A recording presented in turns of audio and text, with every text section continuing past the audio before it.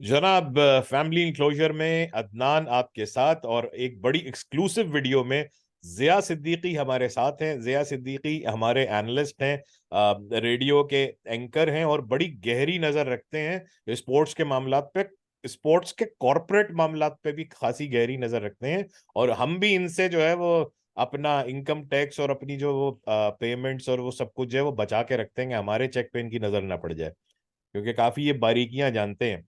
तो बात तो हम कहीं और से शुरू करने वाले थे। जया, सबसे पहले आपको खुशामदीद फैमिली इंक्लोजर में। बिल्कुल। अच्छा, जया के साथ हमने एक दफा दूसरे चैनल पे बहुत साइंस शुक्रिया। की, हमने आर्टिफिशियल इंटेलिजेंस की वीडियो की थी एक दफा जया के साथ, साइंस की। और यहाँ पीसीबी में मामलात ऐसे लग रहे हैं कि कुछ लोग दूसरों की इंटेलिजेंस को आर्टिफिशियल इंटेलिजेंस समझ रहे हैं। तो हम शुरू तो यहाँ से करने वाले थे, मगर आज की बड़ी जबरदस्त ब्रेकिंग न्यूज जो है वो ये है कि पाकिस्तान क्रिकेट टीम के, या पाकिस्तान क्रिकेट बोर्ड के कह लीजिए, चीफ सिलेक्टर इंजमामुल हक साहब ने इस्तीफा दे दिया है। तो ऐसा, जिया, आपसे सुनना चाहेंगे ऐसा क्या हो गया कि बड़े मतलब इंजमामुल हक जो हैं वो अपने उसूलों के पक्के और अपने जैसे कहना चाहिए बड़े स्टर्बन किस्म की उनकी पर्सनालिटी है, किसी किस्म का प्रेशर नहीं लेते हैं, किसी किस्म की अकाउंटेबिलिटी को अपने ऊपर गुनाह समझते हैं काफी, और उल्टा मतलब दूसरे लोगों को धमकी आमेज लहजे में बात करते हैं कि आप मेरा कुछ नहीं बिगाड़ सकते, ये वो वगैरह वगैरह वगैरह। असल अचानक में इस्तीफा क्यों दे दिया? जी, अदनान भाई, असल में मामला ये है कि इंजमामुल हक के अगर आप थ्रू आउट उनके क्रिकेटिंग कैरियर से लेके अब तक के मामलात पे अगर नजर डालें तो गोइंग फॉरवर्ड 1992 के बाद जितनी भी उन्होंने क्रिकेट खेली है, फिर जब वो कप्तान भी बने हैं और उसके बाद वो फिर टीम का हिस्सा रहे हैं किसी ना किसी पैराए में, तो वो कंट्रोवर्शियल तो हमेशा रहे हैं। कंट्रोवर्सीज और उनका जो है वो चोली दामन का साथ हमेशा से रहा है। चाहे वो ओवल का मैदान हो जहाँ पे वो वॉकआउट कर गए थे टीम को लेके, उसके अलावा भी बहुत सारे आगे चल के फिर मामलात हुए हैं जिनमें कंट्रोवर्सीज उनके साथ साथ रही हैं। तो ये भी एक ऐसा ही मामला है जहाँ पे कंट्रोवर्सी एक पैदा हो गई है। इनफैक्ट कंट्रोवर्सी कंट्रोवर्सी मंजर आम पे आ गई है, और इंजमामुल हक ने और दीगर लोगों ने तो अपने तय बड़ी कोशिश की कि इसको किसी तरह छुपा लिया जाए, इस मामले को, और इस पे मिट्टी डाल दी जाए। लेकिन अनफॉर्चुनेटली शायद उनकी किस्मत, या कह लें या जो कह लें, टाइम खराब चल रहा था कि ये बिल्कुल एंड वर्ल्ड कप के टाइम पे ये मामला जो है वो मंजर आम पे आया। और इसका इम्पैक्ट इसलिए भी ज्यादा है क्योंकि वर्ल्ड कप में पाकिस्तान की परफॉर्मेंस बड़ी ही शर्मनाक है अभी तक। और जो खिलाड़ी वहां पे जेर अताब हैं घटिया परफॉर्मेंस की वजह से, वो अनफॉर्चुनेटली इनकी इसी साया कॉरपोरेशन और जो भी जो मामलात हैं वो उससे किसी ना किसी तरह मुंसलिक हैं। तो यूं भी इंजमामुल हक के ऊपर काफी प्रेशर था। और फिर जो मैनेजमेंट कमेटी है पीसीबी की, उसने ऐलान किया था, आई बिलीव शायद कल ये ऐलान किया उन्होंने, कि हम एक 5 रुकनी कमेटी बना रहे हैं जो इस पूरे मामले को इन्वेस्टिगेट करेगी। तो इंजमामुल हक ने आई आई गेस ये बेहतर जाना कि इससे पहले के इन्वेस्टिगेशन में मामला सामने आए, इस्तीफा दे के जान छुड़ा ली जाए और किसी तरह से साइड लाइन हुआ जाए। लेकिन मुझे वो साइड लाइन होते हुए इतनी आसानी से नजर नहीं आ रहा है, और ये मामला मुझे इतनी आसानी से हल होता हुआ दिख नहीं रहा फिलहाल। अच्छा, पहले जो है वो देखने वालों के लिए एक छोटा सा हम एक रिकैप कर लेंगे सारी सिचुएशन, ये असल में है क्या।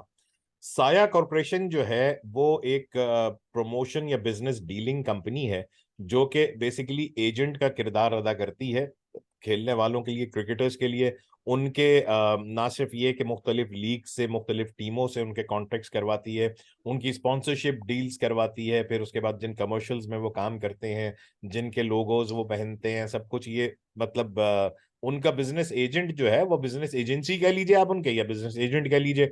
बिजनेस एजेंट इनके जो हैं वो तलहा रहमानी साहब हैं, जो कि साया कॉर्पोरेशन के मालिक हैं। और कोई ऐसी अनहोनी चीज नहीं है, बहुत अच्छी चीज है, एंटरप्रेन्योर हैं वो। यहाँ पर भी मतलब ये होना चाहिए, बिजनेस जो है वो खिलाड़ियों के माली मफादात की सेफ गार्ड करना इनके लिए बहुत जरूरी है, और अच्छा ये काम कर रहे हैं। लेकिन जो टीप का बंद है ना इसमें, वो ये है कि साया कॉर्पोरेशन जिन खिलाड़ियों की एजेंट है, या तलहा रहमानी साहब जिन खिलाड़ियों के एजेंट हैं, उनके नाम मैं आपको बताता हूँ फर्दन फर्दन, और लिखे हुए देख सकते हैं हमारे देखने वाले, कि सबसे पहले तो बाबर आजम कप्तान है, इसके अलावा मोहम्मद रिजवान और शाहीन अफरीदी।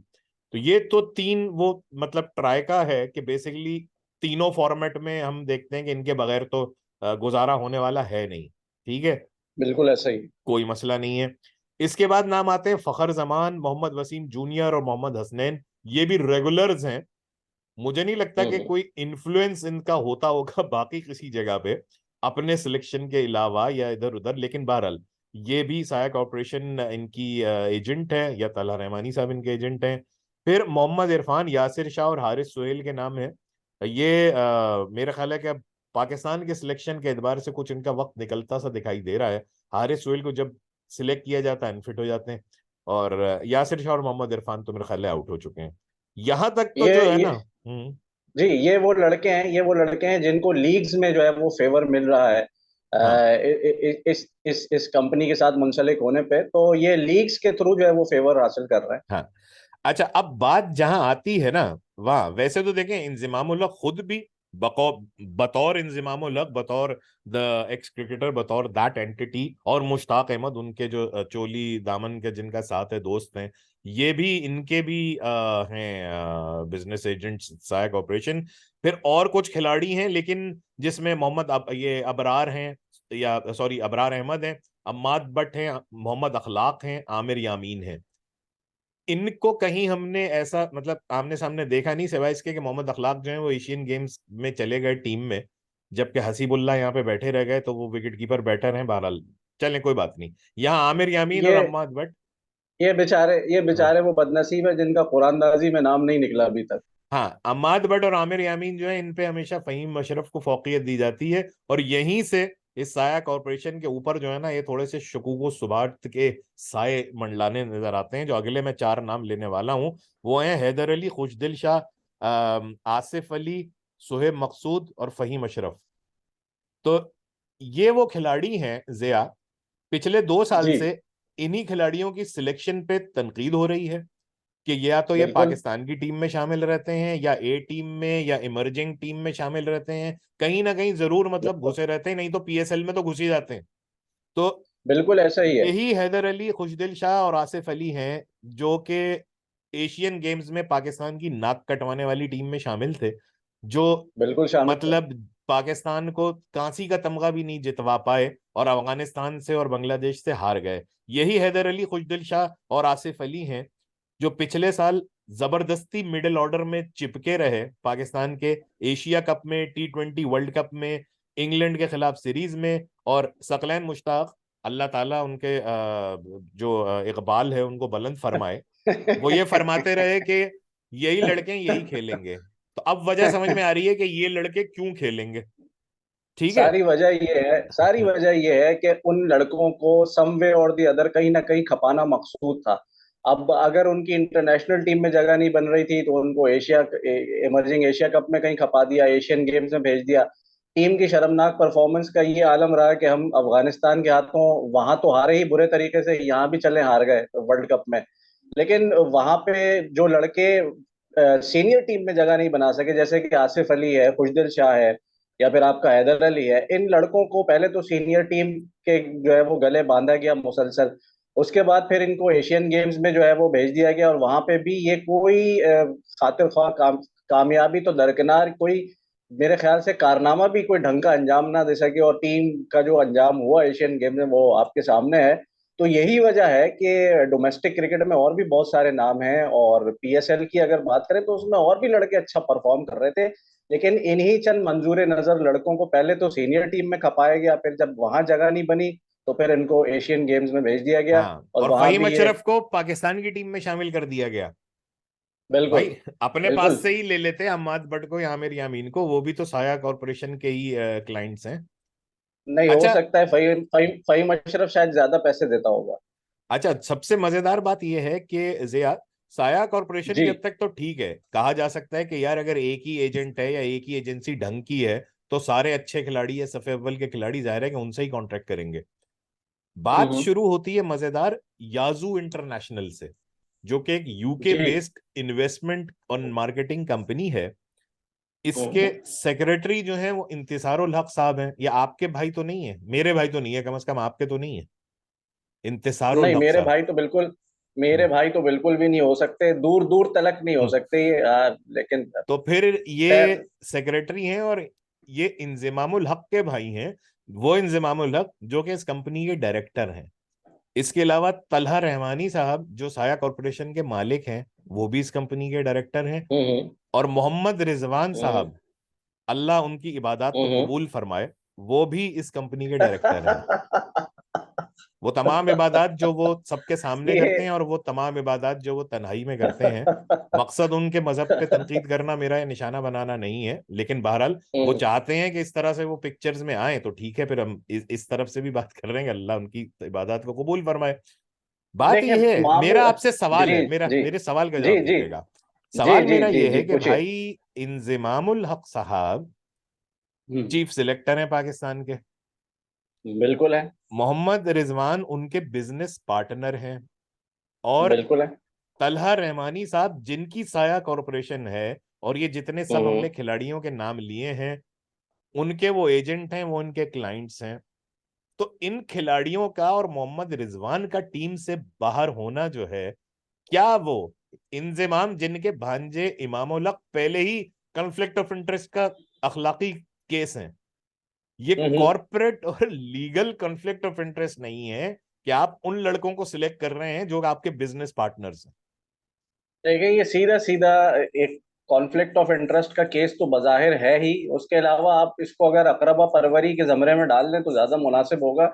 उसकी वजह यह है कि देखें, सीधी सी बात है, अगर एक शख्स है या एक प्लेयर है और वो किसी तो और भी चीफ सेलेक्टर के साथ किसी जाती बिजनेस में या किसी मामले में मुंसलिक है जहां पे रुपए पैसे का लेन देन चल रहा है, तो ऑब्वियसली उसको फौकियत दी जाएगी बाकी प्लेयर्स के मुकाबले में टीम सिलेक्शन के मामलात में। यही वजह है कि रिजवान जो है वो अपनी मर्जी जो है वो डिक्टेट कराते हुए और इम्पोज करते हुए नजर आते हैं टीम मैनेजमेंट के ऊपर, कि जब वो कहते हैं कि भाई मैं तो नंबर 4 पे खेलूंगा, मैं वनडे में ओपन भी नहीं करूंगा, मैं डाउन दी ऑर्डर भी नहीं जाऊंगा, मुझे तो नंबर 4 पे बैटिंग करनी है। उसके बाद उसके नतीजे में टीम का जो भी नुकसान होता है वो होता रहे, मैं अपनी मर्जी की पोजीशन पे खेलूंगा। साथ साथ फिर जब सिलेक्शन के मामलात हैं तो वहां पे भी आप देख लीजिए कि बैकअप या फिर रिजर्व विकेट कीपर के तौर पे सरफराज अहमद को कंसिडर नहीं किया जाता, कीपिंग इन माइंड कि उनका अच्छा खासा एक्सपीरियंस है और इंडियन पिचेस पे वो काफी फायदेमंद हो सकते थे। अगर नहीं भी खेलते तो बहरहाल वो बेंच पे बैठे हुए उनके मशवरे काफी फायदेमंद हो सकते थे। एक्सपीरियंस और सीजन प्लेयर हैं, लेकिन उनकी जगह हारिस को जो है वो सेलेक्ट किया जाता है। तो बहुत से मामलात ऐसे हैं जहां पे सीधा सीधा कॉन्फ्लिक्ट ऑफ इंटरेस्ट का मामला डेवलप होता हुआ नजर भी आ रहा है और प्रूव भी हो रहा है, साबित भी हो रहा है, अगर आप ग्राउंड के ऊपर टीम के सिलेक्शन और प्लेइंग 11 के मामलात को अगर देखें तो। तो अगर ये सीधा साधा सा एक बिजनेस डिसीजन है, और ये बड़े मतलब जी। कह लीजिए कि ट्रांसपेरेंट तरीके से ये बातें हो रही हैं, और इसमें कोई हम्म। कन्फ्लिक्ट ऑफ इंटरेस्ट की या किसी किस्म के बायस की, किसी किस्म की जानिबदारी की कोई गुंजाइश नहीं है, और अगर है तो उसको हम्म। तहकीकात के जरिए सामने आना चाहिए, तो इंजमाम साहब हम्म। ने पहले से ही इस्तीफा क्यों दे दिया? जहां से बात शुरू इंजमाम हुई है साहब। वहीं की वहीं। जी जी, इंजमाम साहब ने पहले से इस्तीफा इसलिए दे दिया कि उन्होंने सोचा कि एक दफा अगर ये इन्वेस्टिगेशन स्टार्ट हो गई और उसमें उनका नाम आ गया, जो कि मुझे बज़ाहिर ऐसा लग रहा है कि बहुत ही मुश्किल है, क्योंकि पाकिस्तान में आपको भी पता है कि इन्वेस्टिगेशन और कमेटियां किस तरीके से काम करती हैं। इससे पहले भी एक जस्टिस कयूम साहब की रिपोर्ट जो है वो काफी मशहूर हुई, दुनिया भर में मंजर आम पे वो आई थी। उसमें जिन जिन प्लेयर्स के नाम मेंशन थे, जिनके बारे में ये कहा गया था कि उनको किसी भी किस्म का जो है वो कौमी टीम से रिलेटेड मामलात में कोई ओहदा ना दिया जाए, आगे चल के वही लोग फिर टीम के कप्तान भी बने, टीम के कोचेस भी बने, सिलेक्शन कमेटी के मेंबरान भी बने। तो ये पाकिस्तान में तो इन्वेस्टिगेशन और जो इन्वेस्टिगेटिंग कमेटीज बनती हैं उनका ये हाल है। तो मुझे लगता है कि इंजमाम उल हक ने शायद ये साबित करने के लिए कि मैं थोड़ा सा इस मामले में थोड़ा सा एज हासिल कर लूं, इससे पहले कि कमेटी अपना काम शुरू करे, मैं खुद ही इस्तीफा दे के साइड पे हो जाता हूं और ये कहता हूं कि भाई मैंने एक हाई मॉरल ग्राउंड ले लिया है और एक हाई मॉरल ग्राउंड के तहत मैं इस्तीफा दे रहा हूं। और कमेटी अपनी तहकीकात करती रहे, अगर मैं उसमें कल्प्रिट साबित होता हूं तो ठीक है, मैं सजा जो भी होगी भुगतने के लिए तैयार हूं, लेकिन चूंकि मैं पाक साफ हूं, पवित्र हूं बिल्कुल, इसलिए मैं खुद ही इस्तीफा दे के साइड पे हो रहा हूँ। तो इसका मतलब है कि जो भी पॉलिटिकल डेवलपमेंट होती है पाकिस्तान में अगले आने वाले महीनों में, वो इंजमामुल हक के इस केस को, इस कसूर को, या ये कन्फ्लिक्ट ऑफ इंटरेस्ट का चार्ज जो मेरे ख्याल है अब ये रिजवान पे भी लगेगा, ये बाकी खिलाड़ियों पे भी लगेगा, तो ये इससे जो है, क्योंकि जका अशरफ साहब ने अभी शोएब जट को इंटरव्यू देते हुए कहा है कि हम इसकी तहकीकात कराएंगे और ये पाबंदी हम्म। लगाएंगे कि एक एजेंट जो है वो दो से ज्यादा खिलाड़ियों को रिप्रेजेंट ना करे, वरना सिलेक्शन बेसिकली उसके हाथ में हो जाएगी। और ये मतलब रेट्रोस्पेक्ट में हमें नजर आ रहा है अब कि पिछले जो वर्ल्ड कप्स की और टूर्नामेंट्स की जो सिलेक्शन हुई है, ये बुनियादी तौर पे शायद तला रहमानी साहब ने की है, कि अपने 8 लड़के अगर उनके खेल रहे हैं बिल्कुल ऐसा ही। तो तो ये तो फिर मतलब जाहिर है कि वक्त हर चीज पे पानी डाल देगा। सियासी हुकूमत जो भी नई आएगी उसमें इंजमाम उल हक साहब जो है वो दोबारा चीफ सिलेक्टर या उससे भी बड़े किसी ओहदे पर फाइज हो जाएंगे, ऐसा ही होने का इम्कान है। आपका बिल, क्या ख्याल है? बिल्कुल ऐसा ही होता है। बिल्कुल मैं आपकी बात से 100% मुत्तफिक हूँ, बिल्कुल ऐसा ही होता है। और हुकूमतें जब तब्दील होती हैं तो ये जो इस तरह के जो कैरेक्टर्स जो होते हैं, जो किसी न किसी ओहदे की शक्ल में या सम वे और दी अदर बोर्ड के साथ चिपके रहते हैं, बहुत सारे नाम है, वो नाम मैं लेना भी नहीं चाहता, लेकिन बहुत से लोग ऐसे हैं, आप भी जानते हैं, हमारे व्यूवर्स भी जानते हैं, कि जो बोर्ड के साथ किसी न किसी पैराए में चिपके रहते हैं। तो अब जब इन लोगों को साइडलाइन किया जा रहा है, इंजमाम की अगर बात कर लेते हैं, तो इंजमामुल हक को जिस तरीके से ये इन्वेस्टिगेटिंग कमेटी इन्वेस्टिगेट करेगी, इसको वो खुद इस्तीफा दे के साइड पे हो गए हैं। तो अब जब आगे आने वाली हुकूमत आएगी, जब कभी भी इलेक्शन होते हैं, हुकूमत तब्दील होती है, तो फिर इंजमामुल हक अपनी सीवी लेके सबसे आगे लाइन में खड़े होंगे कि देखे जी, मेरे साथ तो पॉलिटिकल बुनियाद पे पिछली जब हुकूमत थी तो मेरे साथ तो ऐसा ऐसे किया गया, मैं तो बड़ा मजलूम हूँ, और खुदारा मेरे ऊपर रहम खाइए, ये मेरी सीवी है, ये देख लीजिए, और मुझे किसी ना किसी ओहदे के लिए जो है वो कंसिडर कर लीजिए। अगर कुछ भी समझ में नहीं आता तो मुझे मैनेजमेंट कमेटी या फिर सिलेक्शन हाँ, कमेटी में ही कहीं एडजस्ट कर दीजिए। तो ये वजह है क्योंकि कि यही गिने क्योंकि चुने चंद जी। हाँ, क्योंकि मैं साबिक खिलाड़ी हूँ, बहुत गरीब आदमी हूँ, ना कोई कारोबार जी में किसी के मेरा हाथ है, ना मैं किसी यूके बेस्ड कंपनी का बिल्कुल। डायरेक्टर हूँ, तो मुझे तो इस तनख्वाह की ये तो बहुत उन्होंने सख्त कह जरूरत दिया है। ना। ना। हाँ, ये तो उन्होंने कह दिया ना, जब इस्तीफा उन्होंने दिया है तो उन्होंने साथ साथ ये भी कहा है कि ये किसी जो है वो नाखलफ ने ये बेकार की जो है वो बेपर की बातें उड़ाई हैं, मेरा तो किसी कंपनी से कोई ताल्लुक नहीं है और ना मैं किसी कंपनी का जो है वो हिस्सा हूँ, ये सब बेकार की बातें हैं। तो वो तो ये कहकर उन्होंने इस्तीफा दिया है। तो अब ये तो मतलब इसमें हम प्योर क्रिकेटिंग रीजंस पर एक साल से, जिसमें आप भी शामिल हैं हम्म। हमारे सर्कल में, हम लोग इस सिलेक्शन पर के जी ये मतलब ये खिलाड़ी क्यों सिलेक्ट हो जाते हैं, ये मुसलसल 18-18 इनिंग में आसिफ अली नाकाम होने के बावजूद कैसे टीम का हिस्सा रहते हैं, ये बार बार खुशदिल शाह और हैदर अली क्यों घूम फिर के फहीम अशरफ वापस आ जाते हैं, हम प्योर क्रिकेटिंग रीजन पे बात करते थे।